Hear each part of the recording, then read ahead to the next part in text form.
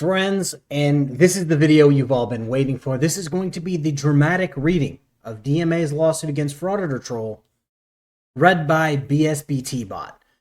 This video was supposed to come out on Thursday, but Google decided to crash the entire world, and my editing stuff runs off Google, and apparently my voice changer software also runs off Google, so everything was down yesterday, so we're doing it today. Enjoy, and I will have a lot to talk about at the end of the video. Plaintiff Christopher J. Cordova, a.k.a. Denver Metro Audits. Plaintiff Thuth Defendant Blankety Blank, a.k.a. Frauditor Troll Defendant, and alleges as follows.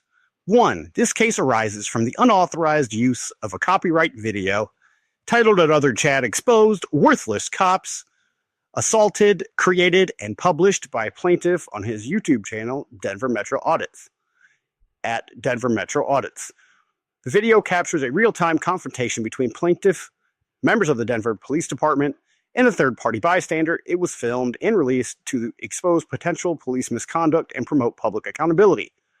2. Defendant, a YouTube content creator operating under the alias Frauditor Troll, republished more than half of the plaintiff's original video, over 27 minutes, of expressive footage under the guise of critique while contributing only a few minutes of sarcastic narration. The result is not commentary. It is theft, dressed in mockery, and monetized through ad revenue. 3. This kind of deliberate parasitic infringement is exactly what the Copyright Act was meant to prevent. The infringing video buries the original under ridicule, substitutes it in the market, and turns plaintiff's message of accountability into a punchline. Plaintiff brings this action to stop the misuse, restore control over his work, and recover damages, costs, and attorney fees as permitted by law. 4. This action arises under Copyright Act 17 U.S.C. 101 and includes a claim for declaratory relief under 28 U.S.C. 2201. 5. This court has subject matter jurisdiction pursuant to 28 U.S.C. 1331 and 1338A. 6. Venue is proper in the district pursuant to 28 U.S.C. 1400A and 1391B as infringing content was published and distributed via YouTube, a platform headquartered in this district. Defendant submitted a counter notification under 17 U.S.C. 512G, thereby consenting to jurisdiction in this judicial district. 8. Plaintiff Christopher J. Cordova is a resident of Colorado and the creator and operator of the channel Denver Metro Audits at Denver Metro Audits. 9. Based upon information and belief, defendant is an individual named Blankety Blank who operates a YouTube channel under the alias Frauditor Troll. 10. Plaintiff does not presently know defendant's resident or place of business, but believes the defendant resides in Canada. Defendant has taken steps to conceal his identity and location in order to evade service of process. For example, then submitting DMCA counter notifications to YouTube, defendant lists 99 Wall Street as his address without proving his suite number or any other identifying information. 99 Wall Street is a commercial building in New York known for hosting virtual offices and mail drop. 11. YouTube is the largest video sharing platform in the world and operates under the framework established by the Digital Millennium Copyright Act, DMCA 17 U.S.C. 512. 12. The DMCA provides a process by which copyright owners may request the removal of infringing content through a notice and takedown mechanism. If the platform receives a valid takedown notice, it typically disables access to the alleged infringing material. 13. However, the DMCA also allows alleged infringer to submit a counter notification claiming the use is authorized, lawful, and otherwise not infringing. If the copyright owner does not initiate a federal lawsuit within 14 days of receiving counter notice, YouTube is required by law to restore access to the disputed content pursuant to 17 U.S.C. 512G. 14. This statutory framework places the burden on copyright owners, particularly independent creators and small publishers, to enforce their rights through litigation. 15. Critically, under 17 U.S.C. 411A, a copyright registration or refusal thereof is a prerequisite to filing a lawsuit. As a result, creators who publish content regularly, such as daily or weekly videos, face substantial logistical and financial obstacles in registering each work. The process is time-consuming, costly, and impractical for many small creators who are left with no legal recourse even when their work is stolen wholesale. 16. Infringers, like defendant, exploit this imbalance by targeting content that is unlikely to be registered at the time of infringement, knowing that most creators lack the time or resources to pursue federal litigation. 17. In practice, it allows monetized YouTube channels to exploit copyrighted material by filing counter notifications under the guise of fair use, often requiring the original creator to choose between expensive federal litigation or allowing the infringement to continue unchecked. 18. In recent years, fair use has become a catch-all defense on YouTube, frequently invoked not to support genuine commentary or critique, but to excuse the wholesale appropriation of others' creative works. Defendant's video is emblematic of that misuse. It offers no new message, no additional insight, and no transformation of purpose. Instead, it repackages plaintiff's footage with sporadic ridicule, relying on the original's expressive content to attract viewers and monetize attention. Bullshit. 19. The First Amendment auditor community on YouTube consists of independent content creators who fill interactions with police or with government officials in public spaces to promote transparency and assert constitutional rights, primarily the First Amendment. These creators act as citizen journalists, watchdogs, and public advocates, documenting real-time government conduct and holding public officials accountable through video. 20. The movement has grown into a powerful and controversial force on social media. First Amendment auditors regularly publish their videos on YouTube channels, where they have collectively attracted millions of subscribers and billions of views.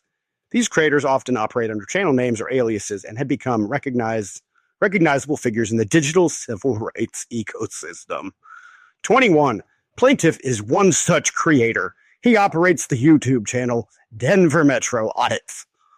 Denver Metro Audits has over 231,000 subscribers and more than 600 videos. Plaintiff's work has generated millions of views and frequent engagement from the public on issues of constitutional importance.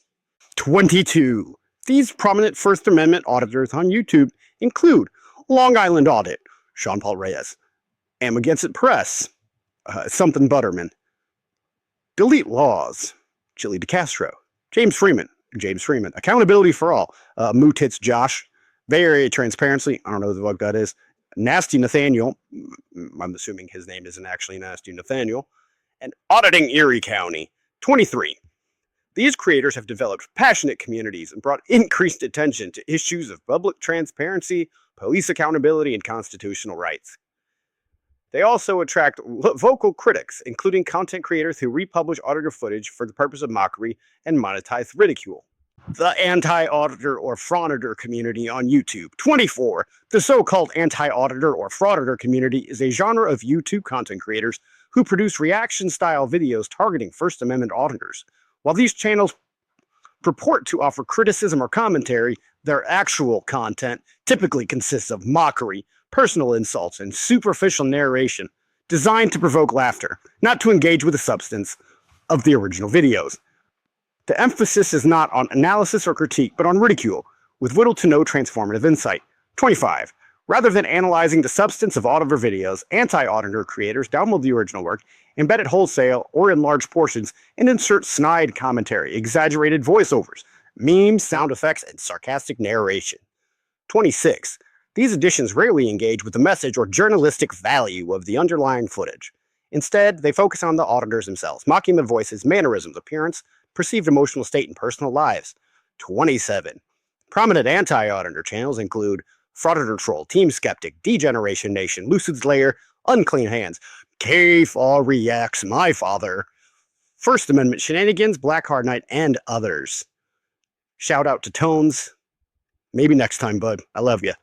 Many of these channels feature monetization through YouTube ads, memberships, merchandise, and affiliate links. 28. Their business model is simple. Republish auditor videos, add minimal ridicule, and generate revenue. Originality is neither required nor provided. The underlying auditor footage does the heavy lifting in terms of content and audience engagement. 29. Defendant's channel, Frauditor Troll, is emblematic of this practice. With nearly 1,900 uploads, the channel systematically mines the auditor community for content, providing only brief, sarcastic commentary in return.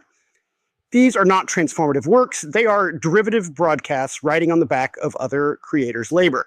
30. This exploitative model thrives because most auditor videos are not registered with the U.S. Copyright Office at the time of publication. Without a registration, the original content creator cannot sue. and anti-auditor channels know this. They use DMCA counter notice practices to delay enforcement and bet the creators won't be able to respond within the 14-day window. I am BSBT-Bot, and I accidentally snorted part 31, 32, 33, so 34. The registered video was film edited and released as an original standalone work. 35. Plaintiff intended to inform, educate, and provoke discussion regarding civil rights. 36. Plaintiffs registered the video with the U.S. Copyright Office under registration number PA 0024579989, the registered video, on February 6, 2024. 37. Defendant operates a YouTube channel under the name Frauditor, which routinely republishes infringing content from the First Amendment auditors without permission and adds commentary that mocks and insults the original creators. All right, guys, buckle up because I'm going to go through this, and I don't think this is a very good attempt because it's a lot of make-believe, and I'm going to point that out because they couldn't even get definitions or terminology correct. So the first part and the second part, I have a little issue with the second part because it says, while contributing only a few sarcastic narrations, the result is not commentary. It's theft dressed as mockery monetized through ad revenue.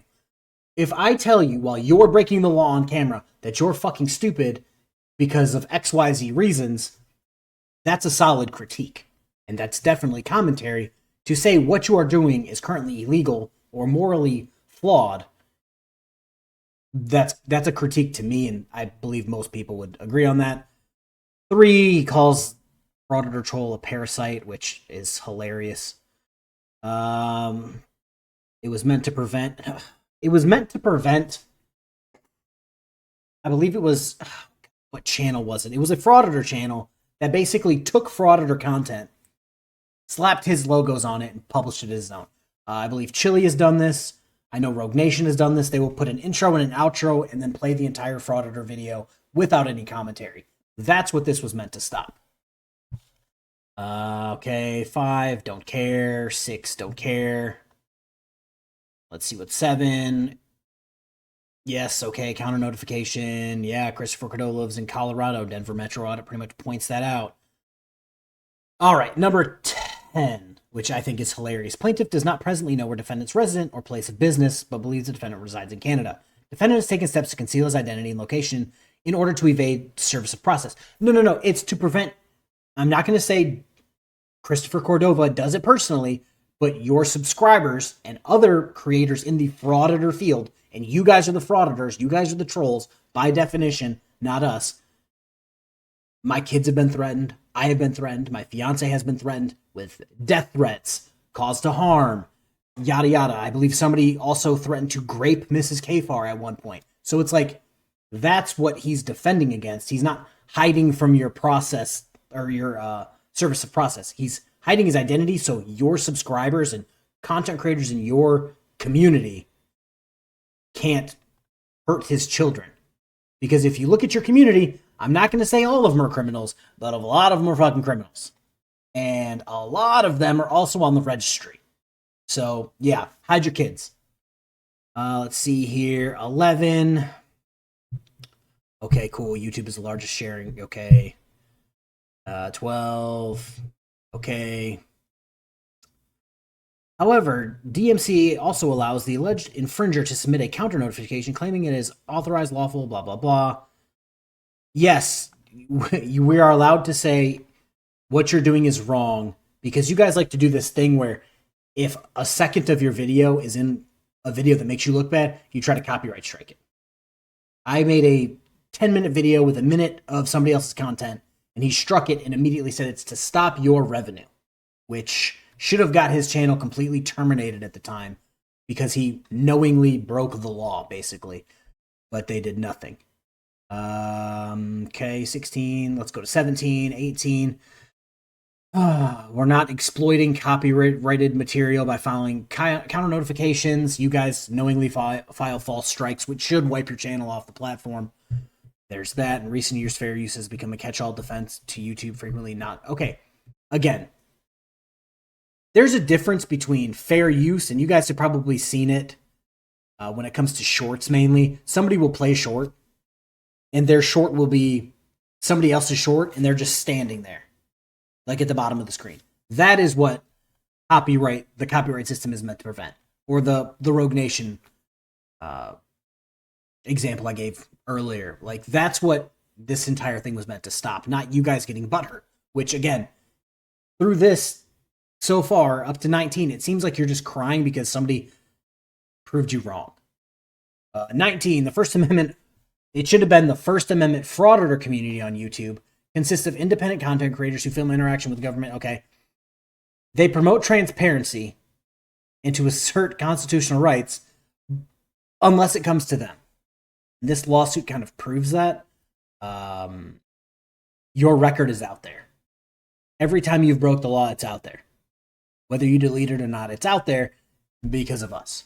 Because we want, if you want to hold people accountable and you want them to be transparent, you also need to be held accountable and be transparent. And you don't like that. And now you're trying to use the government to shut down our First Amendment rights. Weird. These creators act as citizen journalists, watchdogs, and public advocates. Okay, let's go this. Citizen journalists, you are not.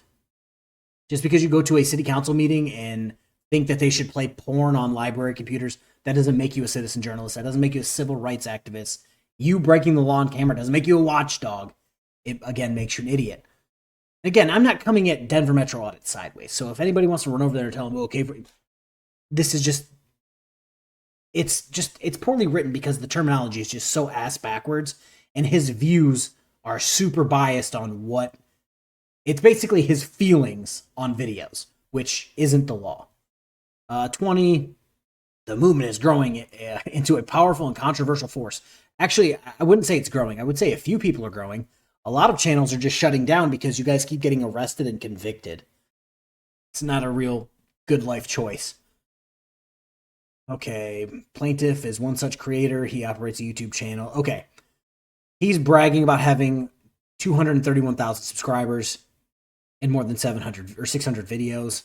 The 231,000 subscribers you're going to see in the next, I think like the next clip here. That's a super inflated number. If you go and look at his views, they just don't add up. I'm not saying he bought views. I'm saying he could have gotten them through shorts. He could have gotten them through live streaming vertically instead of horizontally, which throws it into the shorts algorithm. But it's just like his views for actual videos don't match his subscriber count. Let's go. 22. He names Long Island Audit and all that bullshit. I don't really care. They have developed a passionate community and brought increased attention to public transparency, police accountability, and constitutional rights. No. What you've developed is a passionate community of mentally disabled people who like making death threats to law-abiding citizens who call them out on their law-breaking behavior. That's all. They also attract vocal critics, including content creators who republish auditor footage. I'm not taking an entire auditor video, and you guys can check my channel. I rarely cover auditors, so I don't know why I'm even involved in this. Who republish auditor videos. We don't republish it. We transform it for the purpose of mockery or monetized ridicule. Again, if you make a video of you breaking the law, and I get a hold of it and make a video saying, haha, you broke the law. Here's the law you broke. Or, hey, you actually broke the law so badly, you've created federal case law. That's not bad. That's critiquing you. That's educating you, even. And we're going to go to 24. This is one of the things that kind of pissed me off. The anti-auditor or frauditor community on YouTube. We are the anti-frauditors. Like, I know that might hurt you to say, we are the anti-audit or anti-frauditors. We are not the frauditor community. You are the frauditor community. You have given yourself a fake title, auditor, and we are calling you fraudulent auditors, fake auditors, whatever you want to say. You are the frauditor community. Let's see here. This community is a genre of YouTube content creators who produce reaction-style videos targeting First Amendment auditors. No, I target, when I do cover frauditors, I target dumb lawbreakers, convicted criminals with a camera who are currently breaking the law or harassing random people. While these channels purport to offer criticism or commentary, their actual content consists of mockery, personal insults, superficial narration designed to provoke laughter and not to engage with the substance of the original videos.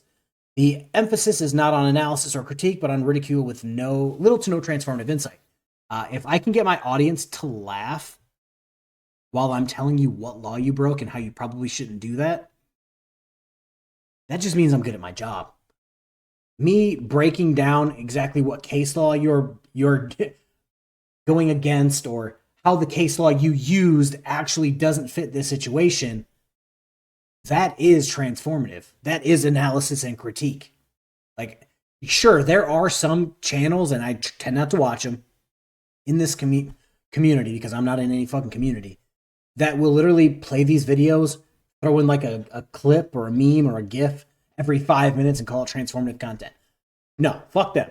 Like, that is not transformative content. What I do is transformative content. Rather than analyzing the substance of the auditor's videos, anti-auditors download the original work, embed it wholesale or in large portions, and insert snide commentary, exaggerated voiceovers, memes, sound effects, and sarcastic narrations. Okay? That's literally what I was just talking about. We do engage with... these editions rarely engage with the message or journalistic value of the underlying footage. You breaking the law on camera and then uploading it to YouTube has no journalistic value. You saying there should be porn for the homeless people to watch at the library, that has no journalistic value. Sorry. Me covering a court case and then breaking it down how they're wrong, that is almost more journalistic value than anything you've ever done in your life. Rarely engage with the message. No, your message is, I have a camera, this is a shield, I can do whatever I want. And then you get arrested, charged, and convicted. Like, I don't know what planet this guy is living on. Prominent anti-auditor channels include Frauditor, Troll, Degeneration Nation, Lucid's Lair, Unclean Hands. Again, I don't know how this KFARR Reacts guy got in here. I literally cover dumb people on body cam and sovereign citizens. And like Jeremiah Payne. And not because he's a frauditor, but because he's a dumb person who, through his law-breaking behavior on the internet, has caused his family to be homeless several times.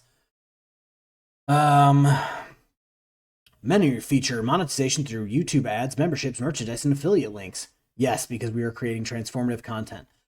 Some would call what we do the news. So there's that. All right, 28. Their business model is simple. Republish auditor videos, add minimal ridicule, and generate revenue. Originality is neither required nor provided. The underlying auditor footage does the heavy lifting in terms of content and audience engagement. My audience does not and will not go and watch your content unless I am correcting you or trying to educate you. And again, I'm not talking about DMA because I don't even remember the last time I covered this guy. 2-3 years ago, maybe. So I'm just speaking in general. That is incorrect and ignorant to say. Their content doesn't do any of the heavy lifting. Me having to transform it to make it even watchable, that is what's doing the heavy lifting. And my audience is engaging with me or my comments or doing what I'm doing, but in the comment section. The defendant's channel, Frauditor Troll, is emblematic of this practice. Yes, he mines auditor content or community for content. Criminals on the internet posting their crimes on YouTube, that should be mined for content. The news literally does it every night. These are not transformative works. They are derivative broadcasts riding on the back of the other creator's labor. You committing a crime on camera does not a hard worker make you. Again, I keep saying this. If you, not Denver Metro Audits, just in general, if you are out recording yourself breaking the law, and I stream it and say, hey, this is why they're breaking the law. Why are they doing this when they could be doing this? Hey, this would be a better look than doing this. Hey, you should try this next time. That is transformative in nature. He wants to talk shit about the... We don't use the DMCA counter notice to delay enforcement and bet that creators won't do anything in the 14 windows. It's because you guys, as in the frauditor community, will do it to get, to make you look better. Plain and simple. There's probably close to 100 plus times. I believe PayPal Patty is a good example. When Schrodinger's cat would say, give him the PayPal Patty treatment, and we would all post the same video. Because we all knew what this guy was doing was fucked up. We knew what he was doing was breaking the law. But because it's so minuscule as lying to YouTube about a legal document, they weren't going to do anything. So we were just going to spam post a video to show what kind of shithead this guy was. So we're not trying to delay anything. We're just doing the right thing. BSBT snorted, BSBT-Bot snorted 2 or 3 of these, so let me skip to 34. It has nothing to do with anything. He wants to talk about Frauditor troll again. That's the video, folks. I genuinely hope you had a great time with this. Holy shit, that says 14 minutes. My bad. I was not looking at this whatsoever. But yeah, that's the video. I don't know. I don't know if this has any teeth. I think, oh God, I forgot who said it. But they're like, yeah, this is a good case. It either shows us what we can do or what we can't do. I think this might just be a fishing expedition to get Frauditor Troll's name, address, to do, harmful things, but that's just me. Everybody have a good rest of your day. Bye.